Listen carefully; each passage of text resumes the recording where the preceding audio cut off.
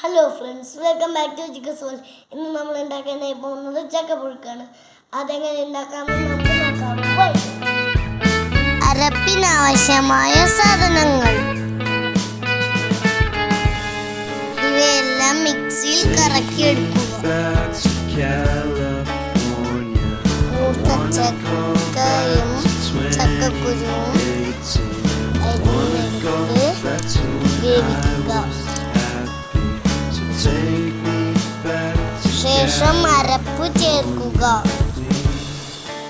10 minute low ഫ്ലെയിമിൽ അടച്ചു വയ്ക്കുക. ശേഷം പച്ചവെളിച്ചെണ്ണ ഒഴിച്ച് കറിവേപ്പിലയിട്ട് കഴിക്കാവുന്നതാണ്. നമ്മുടെ ചക്കപ്പുഴുക്ക് ഇവിടെ റെഡിയുണ്ട്. കൂടെ ചിക്കൻ കറിയും കട്ടൻ ചായയും. നമുക്കൊന്ന് കഴിച്ചു നോക്കാം.